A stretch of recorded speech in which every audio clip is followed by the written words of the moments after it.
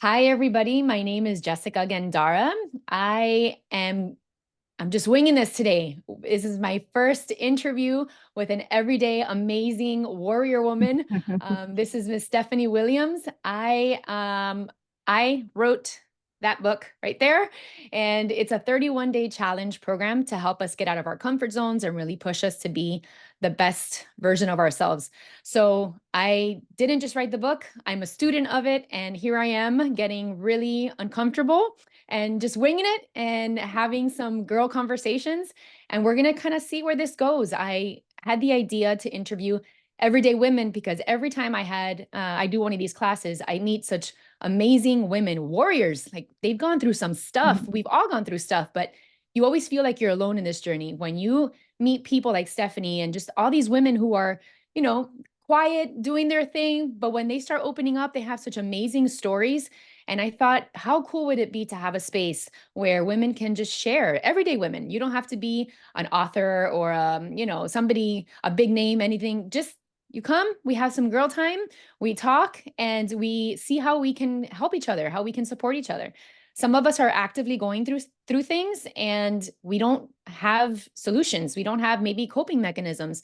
And maybe by listening to one of these stories, you can find something that works for you.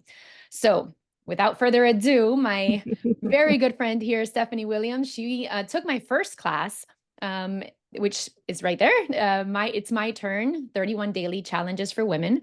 She was one of the pioneers in this program with me. And I thought that her story is pretty badass. And she might think it's every day for her, just normal stuff, but it's not every day that you meet someone who's built things with her hands, like her house with her hands.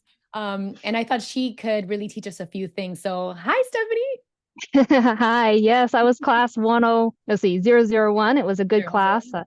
I was like, yep. When she posted it out there, I said, yes, I want to be the first person. And I actually was. I was actually the first person to sign up. She sent me a message. You sent me a message saying, you're my number one. So we've Yep. been good friends ever since. So I Yep. appreciate the friendship camaraderie that you have built in our. My sister from another mister.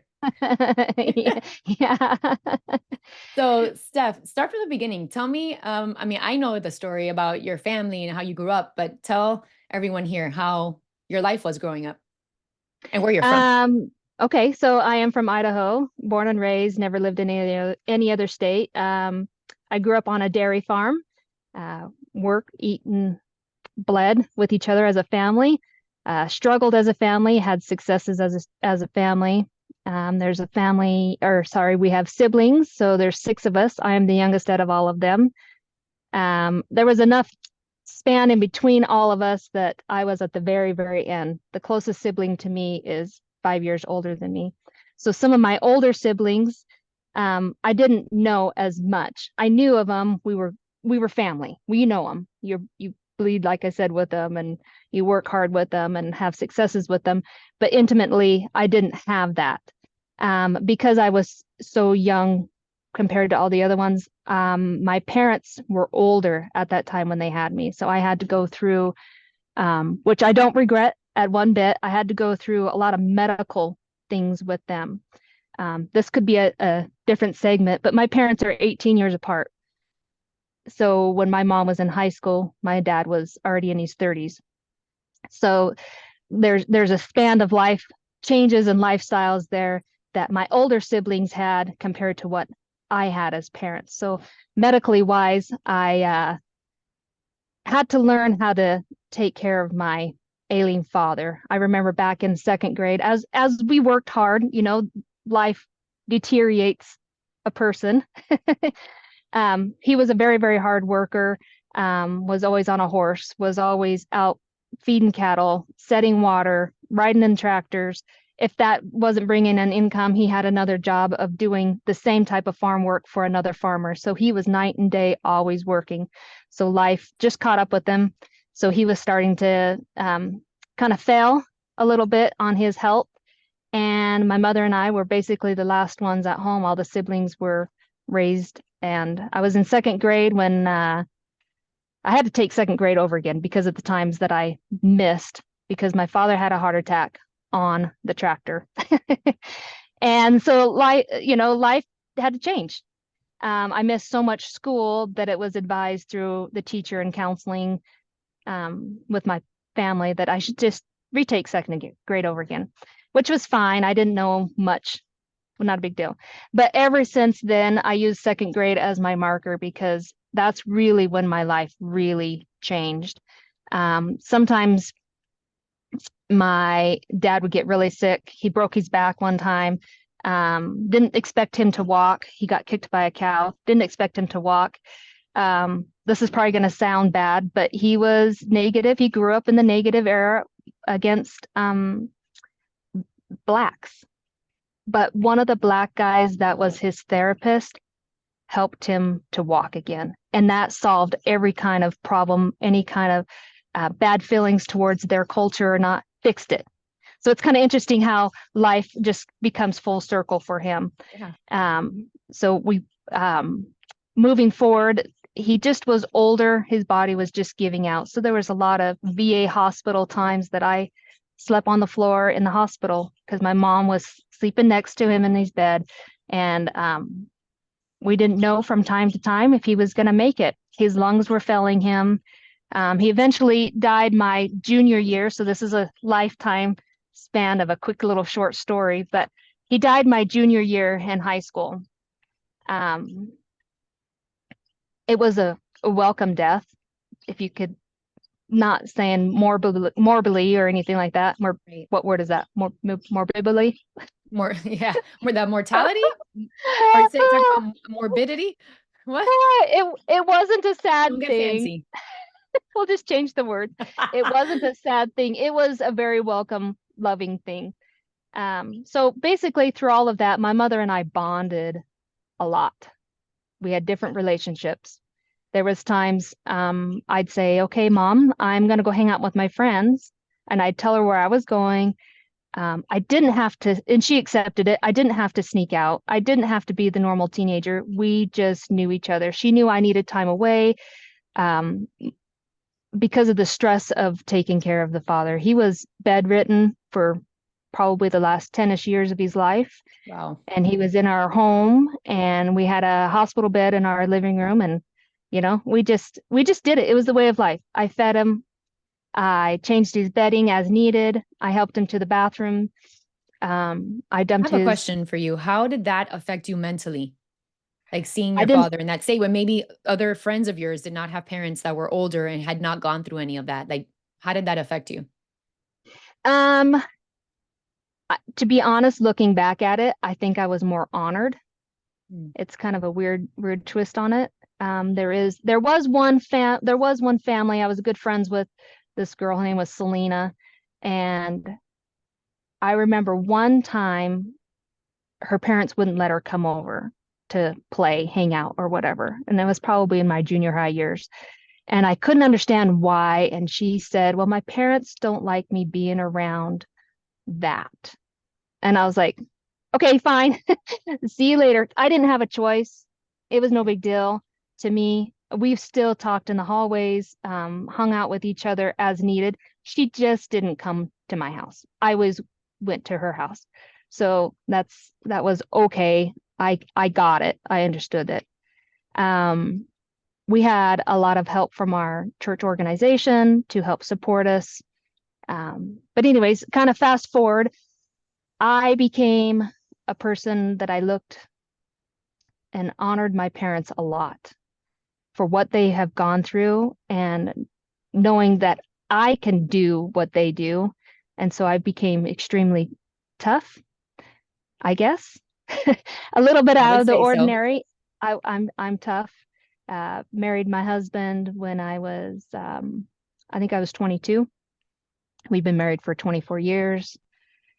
We have a lifestyle that is as close as we can be to living off the grid, but yet still have power and sewer, septic here at our house. We were off the grid for just a little while as we were building our house. And like you mentioned at the beginning of the intro, we did build our house by hand, no equipment, cutting the poles in off the land to build a pole barn home.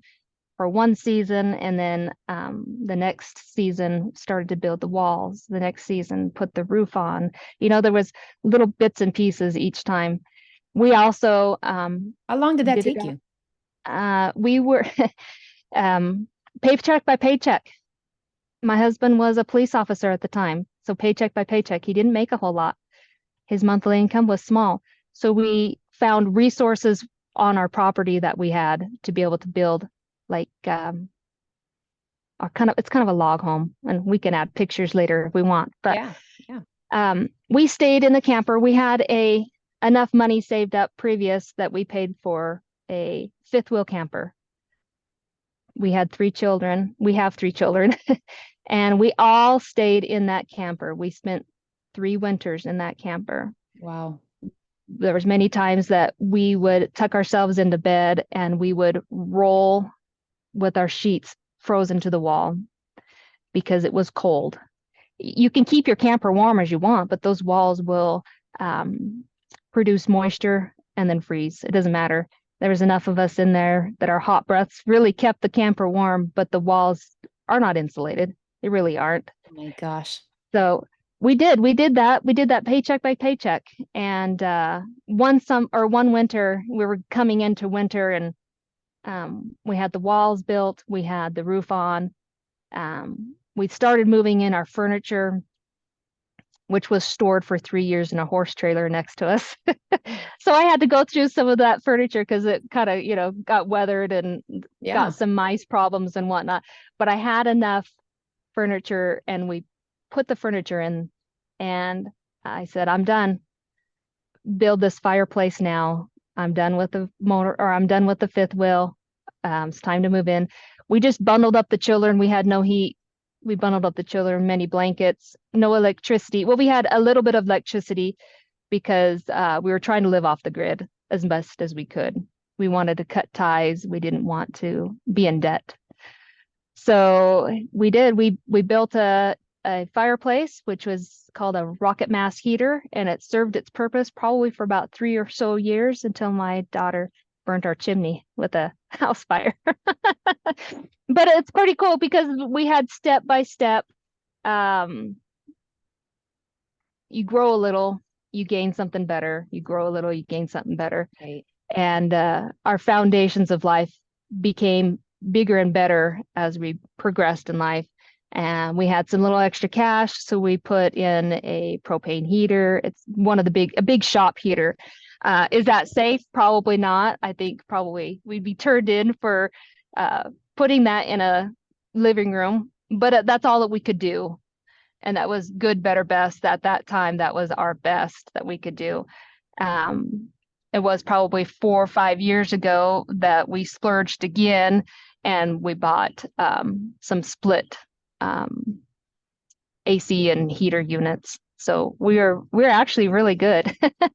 Keeps us nice and toasty and stuff. But it's still ongoing. We just got delivered more sheetrock because we got a little bit extra more cash, and so we put up the next phase of the house. So we've been living in this house probably about 15 years from start to this time frame. What's the square footage of the house? Roughly. Should be about 22,000 or 200. 200. Yeah, 2,200. Sorry. Yeah.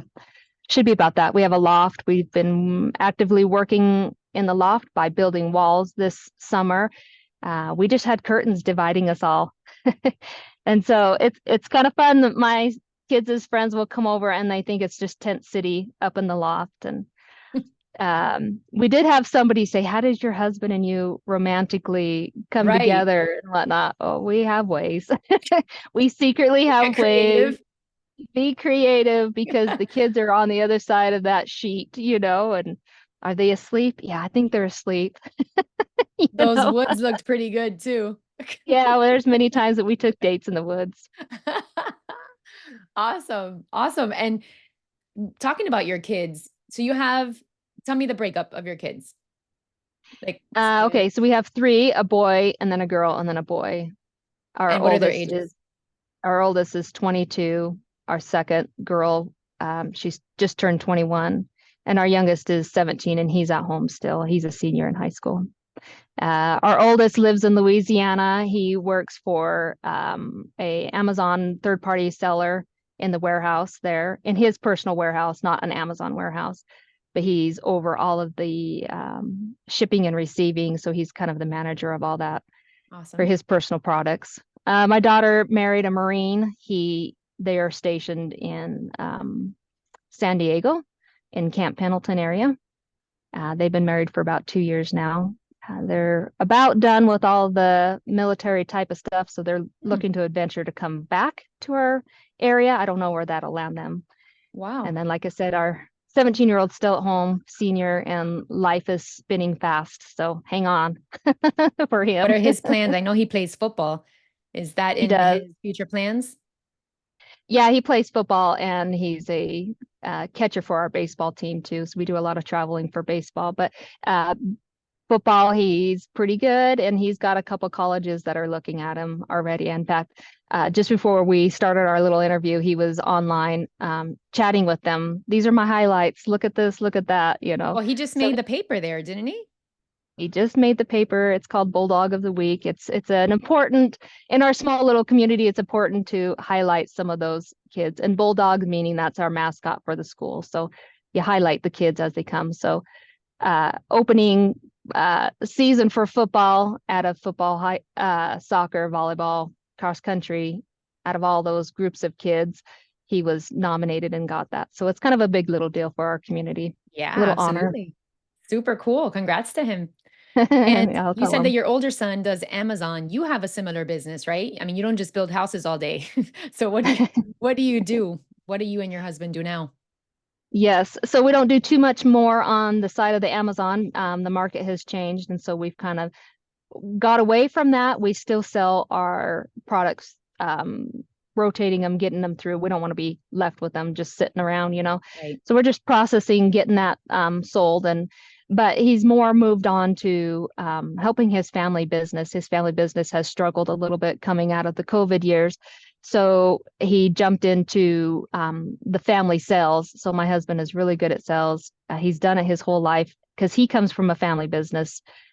We own Idaho Sewing for Sports as a family. That is a tubing padding manufacturing company here in our small little community, 3,000 people. We also do, we're worldwide known. People want our products. And we've also done the Olympics.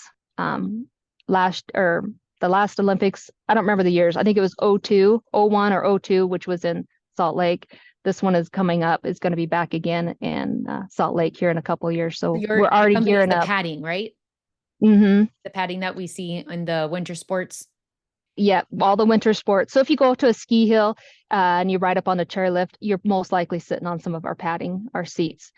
Years ago, it used to be just a piece of board or a piece of Oh, metal. My mother-in-law opened that doorway up. She was like, "Hey, I need to make some money. I know I could do upholstery," because she grew up doing trucker upholsteries. People would bring in their seats and say, "Hey, can you refix this?" She would put revinyl or put vinyl back on them, redo them for them. And so she took that business from something so small 40, 50 years ago and has developed it into a $1 million business worldwide. amazing. Good for her. Very cool. Yep. And so I know you went through this challenge with your dad. And that's massive, especially being so young, second grade when everything kind of started revolving, right? Like going crazy with your dad with his health. So that's a big challenge. But have you had any other challenges, either that big or bigger in your life since then? I have. There's always challenges. I think a mindset can make it either a big challenge for somebody or it could be really simple. Depends upon where your mindset is at. I try to have an outlook of something bigger and better that I am elevating myself to become, and just plunge forward with it as best as I can, figure it out as best as I can. There's a lot of prayer and fasting, spiritually wise, to make sure that I am who I can become, who he needs me to become, so that I can That was going to be fix one of my things. questions was what coping mechanisms or strategies do you use when you feel that you're like the world's caving in? What do you turn to? So it's Really, fasting truly, and what yeah, else? really, truly is it's prayer. It's probably my biggest foundation is prayer. A lot of faith, my spiritual gifts and whatnot. I really rely on them. We all have spiritual gifts. We can all tap into them. Um, What would you some say is people one may of not. yours? Um,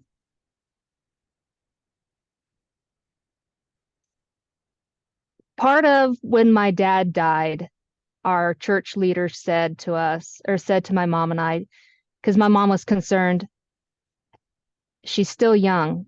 I mean, I was 17-ish. Um, how do I raise a 17-year-old daughter? Well, we were fine. We didn't need that, but she felt like she needed that guidance. So she asked our church leader and she said, Jackie, which is my mom's name, um, your husband is still charged with the responsibility of raising me. It may not be on this earth, but it has to be done with on the other side of the veil. So I do believe that there are people in heaven. We call it the other side of the veil or heaven. It doesn't matter. It's the same thing. Um, Guiding and directing. So to answer your question, one of my spiritual gifts that I have developed is a constant companion with the other side of the veil. There's things and words that have spoke to me that are out of the ordinary that I have kind of tucked away, kind of kept it private and secret, and then they come around identical, deja vu.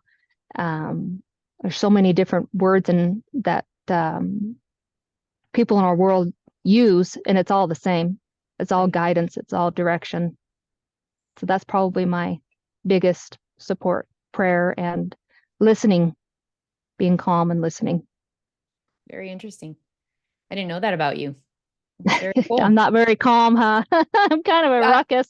no, no, you're special because you have a very calm demeanor. But once we get talking, you and I know there's so much more under there I haven't unveiled yet. So, so back to the challenges because that's really like the meat and potatoes of this whole thing, right? Like the reason I started this is to hear all the different challenges because we all think, or I'm speaking for myself, I guess, a lot of us may think that when we're going through something, no one else is going through this. Like it's just us. And you feel like you're sinking and you can't find your way out. When I thought about doing this series, this interview series of this Everyday Women, I realized all the things I'm hearing, all that I'm like, oh my gosh, I know so many people that have gone through that, something similar, obviously not exact, but something similar. And how cool would it be to be able to say, oh my gosh, she did that? Let me try. I mean, what's the worst that can happen, right? I always say, like, the answer is already there. Like, if I don't ask, the answer is already there. It's a no. So let me ask, let me probe, let me find out what I can do because you don't want to be a sitting duck and just wallow in your right in your depression or whatever because things then start to spiral. So your dad was a major challenge. What else, like, can you be specific? Are you up for being a little I can. I do have specific? one thought that has come to me. We were fairly newly married, had a couple kids already. Newly married lasts a long time, right? Um, we had we had two kids at the time. I believe, looking back, we were married for about 20 years. I had a 4-year-old and a 2-year-old at the time when this challenge happened. My husband was a bank manager at one of our local banks in the Boise, Idaho area, and our life was good. We had a great home. Still, you live paycheck by paycheck. Um, Raising the kids, he allowed me to be able to stay home and be a stay-home mom, which was very important to us. Um, I remember one time I was out on the trampoline. I knew it's kind of fun because when you have little kids and they're like, "Oh, is dad coming home yet?" "Yeah, dad's coming home." "Okay, what are we gonna do?" "Okay, we're gonna sit on the porch and wait for him." So we wave at him when he comes home.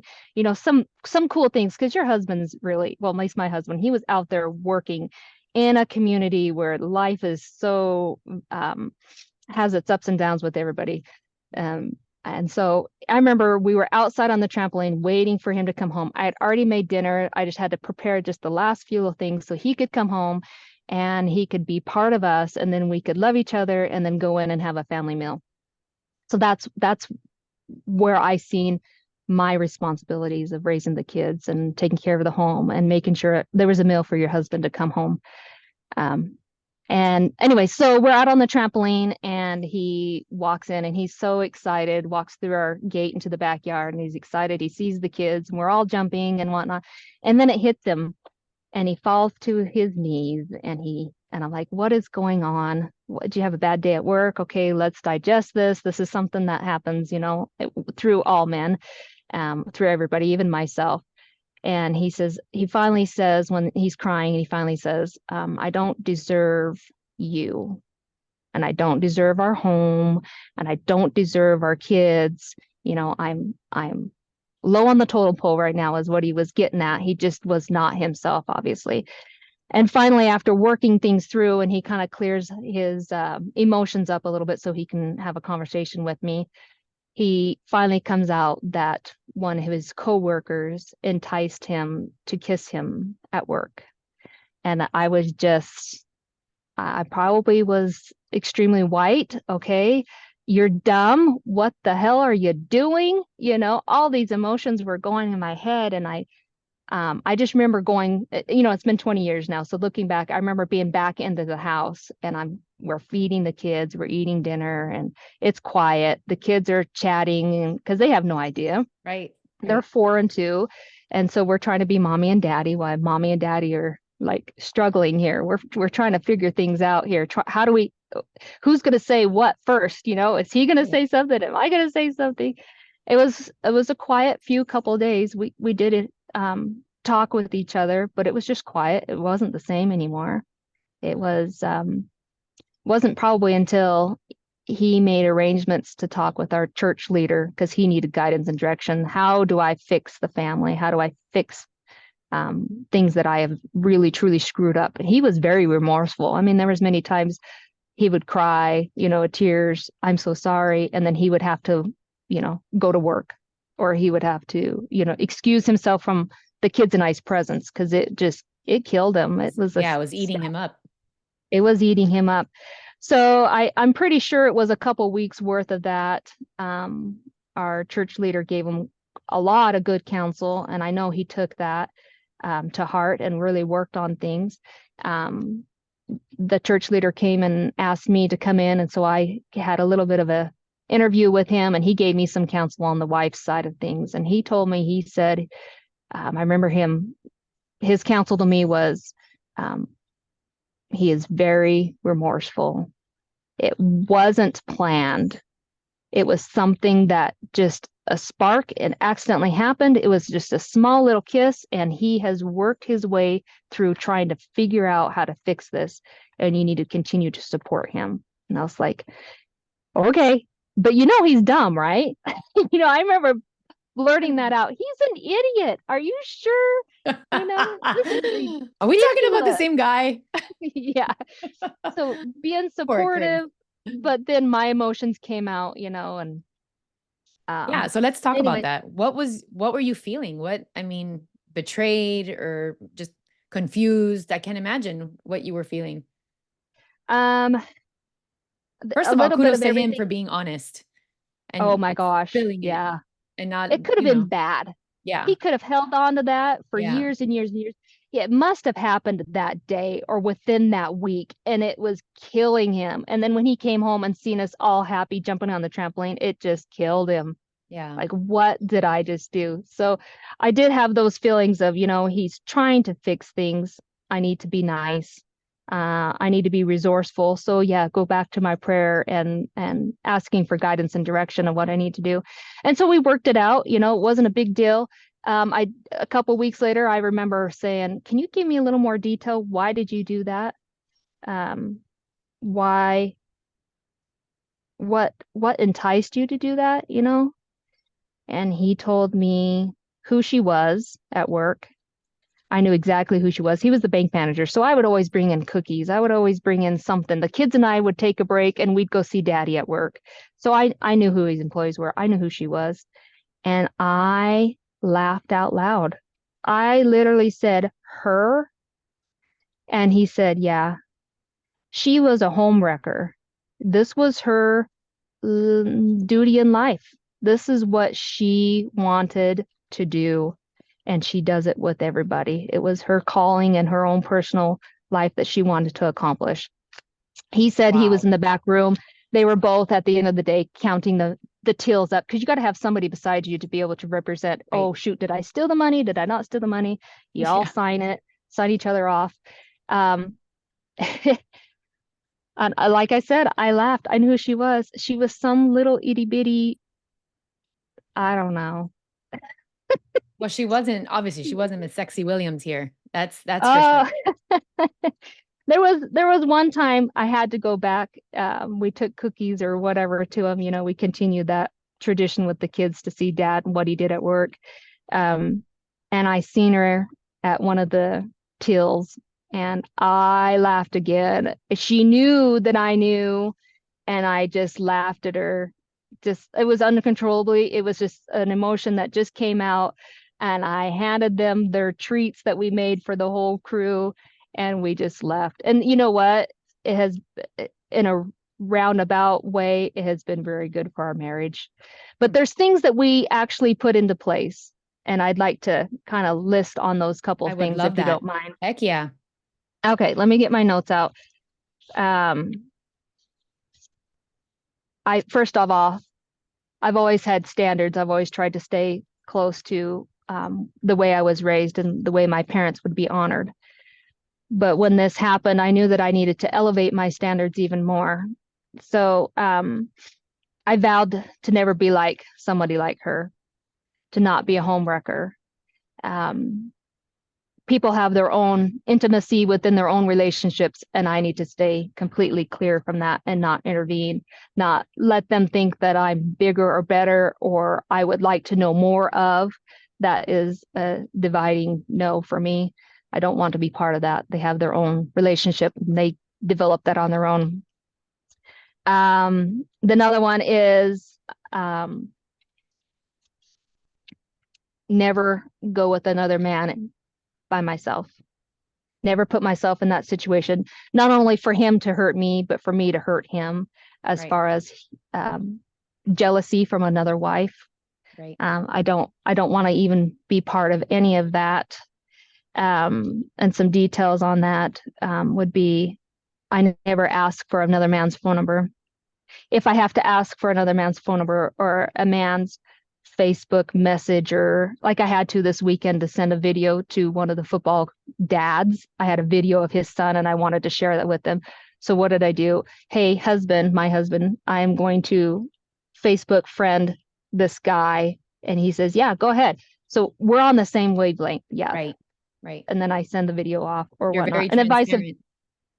vice versa on a phone number. I won't ask for a phone number unless it has to be. And then my husband's involved in that knowledge of what I need to do. Um, don't ride with another man in the car. There was one time that did happen. I play competitive volleyball, and at one time down in Boise Valley, I played on a co-ed volleyball team, Is this and the as an guy, adult? as an adult, I was probably 25, 26 or so. My kids were still young. But one of our games was a little bit long distance away. I like to drive. I didn't want anybody else to drive. And he said, hey, I need a ride because our cars broke down. He was married too, had kids. I said, oh, no problem. My husband did know that he was going to be with me, but that whole car ride was so uncomfortable for me. Having another man in a vehicle without my kids or without anybody else, I needed to avoid the appearance of everything. I didn't want people to see in our community that another man's beside me and where's my husband, you know? Yeah. So that was another thing I had to add later on in my life, was you don't get in a car with somebody else, another man. I do not I do not touch another man's leg.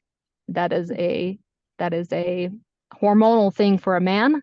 Can set a man off, can get their That's the mind truth. thinking, and I don't want that. I don't want any part of that.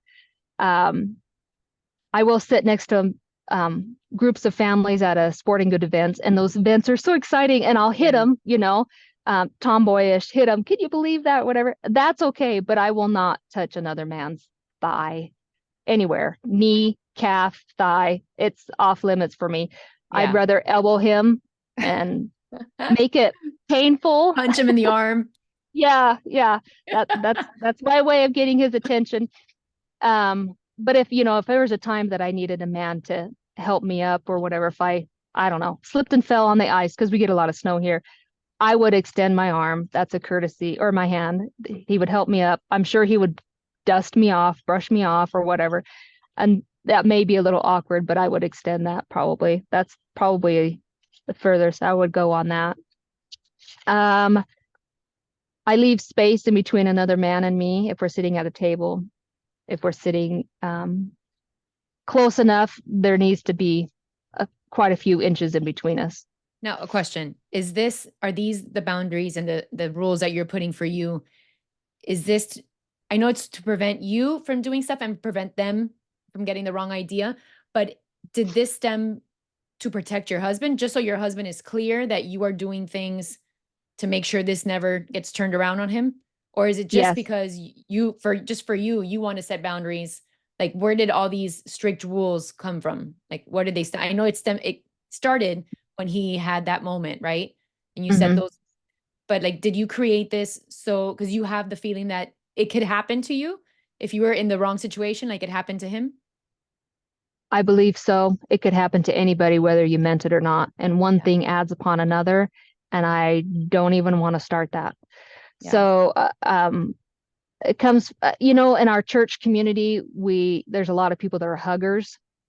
There's a lot of people that want to share their emotional affection, um, sisterhood, brotherhood, love towards each other.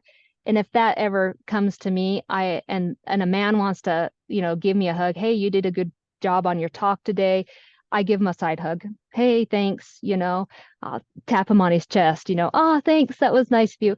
I did have one time in our church organization where a man actually came up to me and gave me a full front chest to chest hug.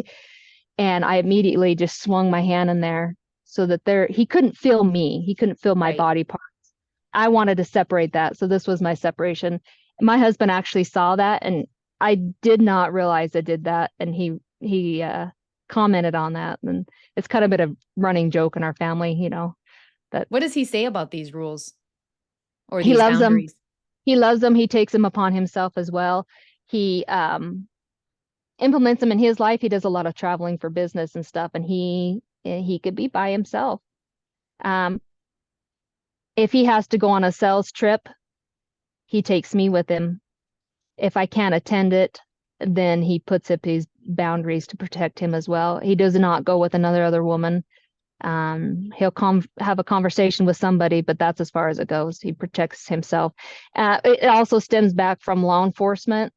He's seen a lot of stuff out there, and he I bet. knows what women can be like. It may not always be a man's fault that's abusive, Right. and a woman can come in and turn some man's lifestyle upside down, and the court systems tend to fall towards the woman's side.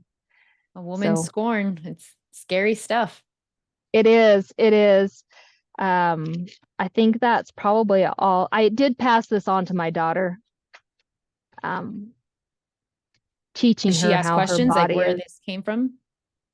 No, nobody's ever asked me. I've never ever shared anybody my struggles on that incident with my husband. My parents don't know, my siblings don't know. It's my kids don't know. It's just my husband and I. We don't really ever talk about it. Sometimes I think about it, especially when I see like on a movie Right. where the girl is enticing the man, and I'm just like, oh, come on, why are Yeah. we doing this? Yeah. But I mean, it's life. It's all around us, and you just deal Oh, with it. yeah. But It's I'll all over the protect place. myself. Protect myself first. I'll make sure that I'm aware. So. Very interesting. I didn't know any of that about you. That's good to know. That's good to know, especially because I'm going to be paying you a visit soon. So my husband and I, so I'm gonna make sure he's aware of that too. Because being Latin, we're big huggers and we give kisses on the cheek and things like that. So I will take note and pass that on. So good to know. That is very good to know. Well,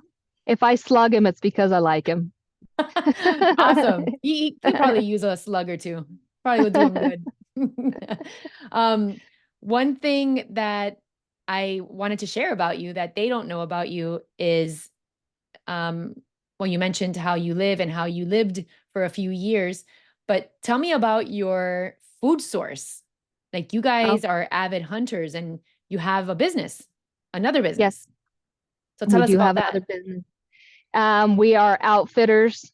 So we bring in hunters from all over the United States. We haven't gone worldwide with it. People that want to come to our ranch um, and hunt deer, elk, bear, whitetail, muleys, turkeys. We sell those hunts to people.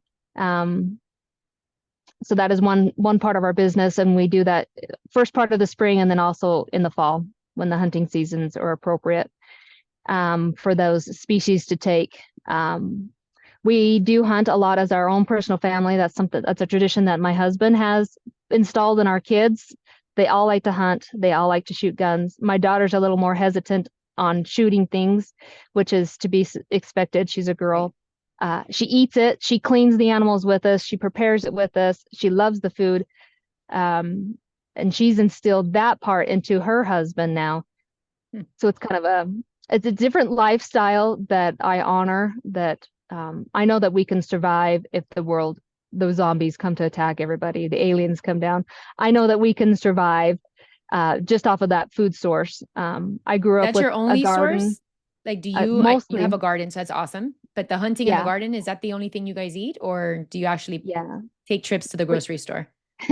we do take trips to the grocery store too. I do supplement with cow, pig, and we did have chickens for quite a while. We had 70 chickens. I got tired of feeding them in the wintertime, so I just gave them away. I was like, here on the internet, Facebook Marketplace, I have 70 chickens. Come get them today, or else I'm going to let them freeze for the winter. I was done with them. Couldn't you use At them that for meat or no?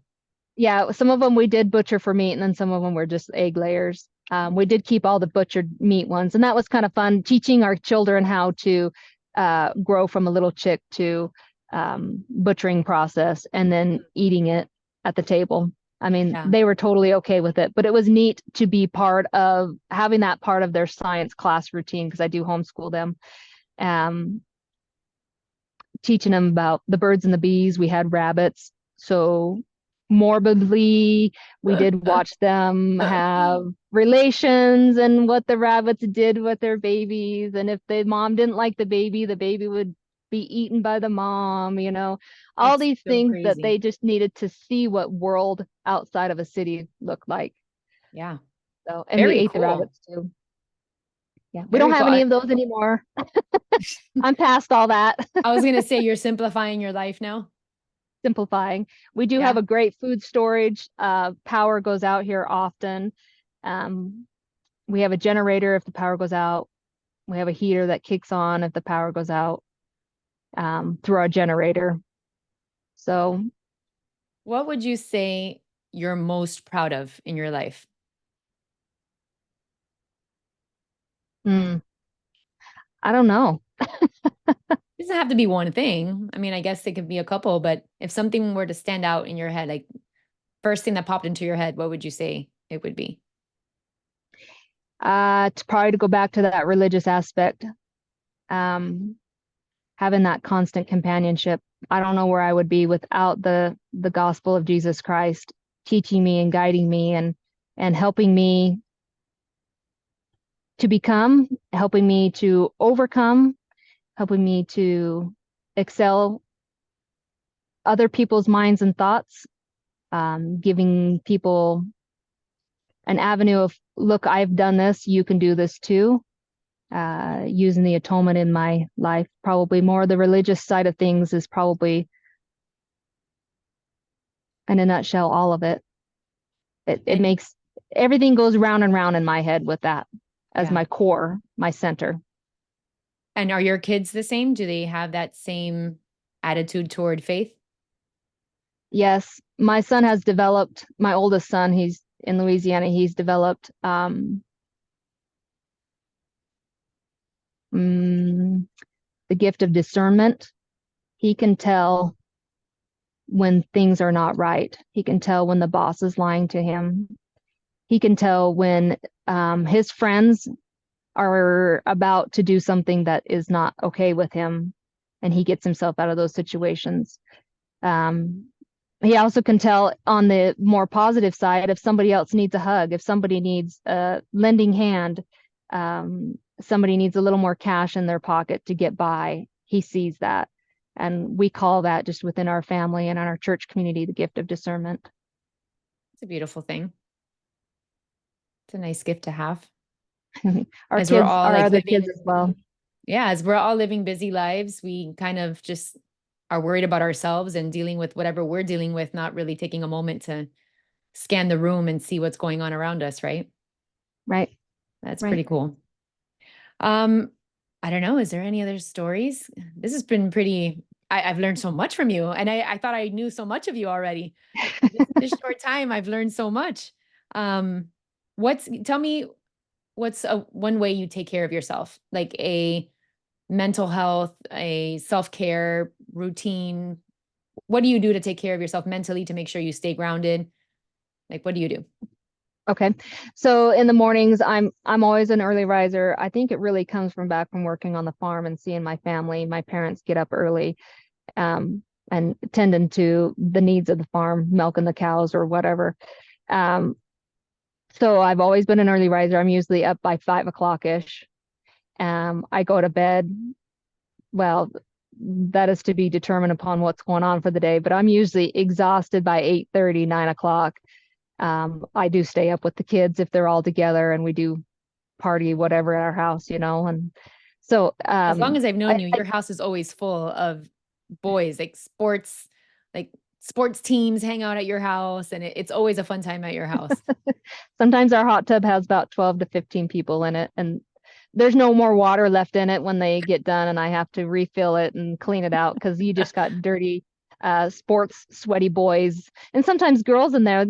My son will say, hey, can I have about 4 people over? And I'll say, yeah, sure. And I look out the window, there's car lights coming up the driveway, and then I go out there, I'll be like, do you guys want to eat cookies? And I'll go in and make cookies, and then I come back out and there's 12 bodies hanging out of this 5-person hot tub. I don't know how they fit in there, but yeah, we try to make a home for the place for the boys to come home to, or Yeah. our kids, and to bring their kids to a safe place. Around here, there's a lot of partying because either you hunt, you fish. When winter comes, there's nothing to do, so you get tired, get depressed, or whatever, being stuck in your home. So Yeah. we make sure that there's a safe place where the kids. I say boys because I have one boy left at home, so all his boyfriends, all his good buddies, come home to our house to hang out. We provide hopefully a place that is safe for them to go, and they don't have the desire to go drink or hang out and party bad stuff. Yeah. So what was your original question? Sorry, I sidetracked that. How do you take care of yourself? How, like your Okay. self-care? I'm usually, like I said, I'm up about 5 o'clock. The first thing I try to do is get up 30 minutes before my husband, and take that 10 to 15 minutes, and I'll read my scriptures. I'll sit there and ponder just a little bit. Okay, this is my calendar for the day. This is what I need to accomplish. And then my husband arises. By then my scriptures are done. And we usually go for some kind of walk exercise. I used to run a whole lot, but I've enjoyed the slow pace of a consistent walk lately. So probably since summer started, I haven't ran technically. um, I've enjoyed listening to the birds. I've listening to the animals. I do have headphones on in case I get a phone call, or if I need to call my husband real quickly or something, they're already activated, ready to go. But I don't even put music on. I don't put a book on. I just want to listen and be aware of. So that's for my own personal life. And then I come home and we eat and get the day started. Homeschool the kids, or my last one, get him started. Um, and then kind of the day just kind of starts taking off. If I need to do anything with our Amazon business to finish that up, or to support my husband as he goes and does the family business, I'll do that. And then it's usually right straight into sports about 3 or 4 o'clock. If we don't have a travel game, we're excited. Uh, we are very advocate of supporting our kids in the sports programs around here. So, and then we party. Go Bulldogs. And eat a lot of cookies, apparently. You're always Oh, eat baking. cookies. Oh, yeah, yeah. That's what the kids want, and I'll give that to them, healthy or not. And you make a lot of stuff from scratch. Like you make your, is it sourdough bread and different things? You're always baking and making stuff from scratch, which you need to teach me when I go visit you. So I'm Yeah. not a great baker, and I'm sure my kids will be the first to tell you. So That's Stephanie, this I has been see the cost. awesome. I see the cost of making things on your own rather than a box of meals. Oh yeah. It's more cost effective. So that's the way Yeah. we went. Pinch pennies where you can. Yeah, absolutely. It's super smart. And I wish I had that part of my brain developed more where I can not have to use a recipe and kind of just throw things together and make it work. Unfortunately, even with a recipe, I tend to do something to this food that I'm creating. I don't know what happens. I don't have a gift. Not yet. I haven't perfected that yet. And I guess my mom, she was never a big cook, although I mean, my stepdad laughs at her cooking and won't eat it, so he'll cook himself. I grew up on my mom's food and I thought it was fantastic. So apparently it's not great. I loved it. And she passed on whatever little bit she knew to me, which was apparently not much. So it is what it is. But anyway, Stephanie, this has been awesome. I loved getting to know you. I don't love to hear struggles, but I love to hear how you overcame them. And just knowing that we all go through stuff. I'm sure there's been many marriages that have gone through moments like that and they've given up. And yet you guys found a way to make it work and make your marriage even stronger. So kudos to you and to your husband. And like I said, for him coming clean and just saying, this is what happened and being very transparent. I mean, we all make mistakes. And I think it's only fair to give each other a chance, right? Like we can't fry someone at the stake for the one mistake, right? So Right. it is what it is. I thank you for sharing, for being so open and authentic and unscripted. And I hope if these words, that your words, reach out to someone that needed to hear it today.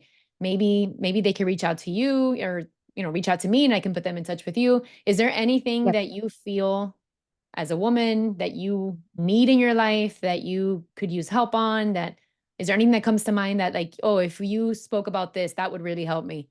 Like, is there anything? Because like I said, this is video number one, and I already have a couple girls lined up that I want to speak to, but I would love to know in which direction the women would like to take this. Just getting to know other women within our United States, I think is good. One aspect of living in the Rocky Mountains and living in the West is completely a different aspect of people in Florida gardening and homesteading over there. It's a night and day difference. Right. You cannot compare them. You Right. really can't, because that lifestyle is depicted upon those areas. So learning from other people, just keep bringing people in, keep interviewing people. I want to gain knowledge. I want to see Cool. what the world is like, and this is the better way to do it. And I don't have to travel to It's cheap. spend my money. Very cheap. Cheap. Get to know people, have a camaraderie together, build each other up. Awesome. I love it. Thank you so much. I appreciate you being my guinea pig, and Always. my partner. So thank you. And I'll see you guys on the next interview, which hopefully will be very soon. I hope so Bye. too. Looking forward to it. Thanks. Goodbye. Thanks.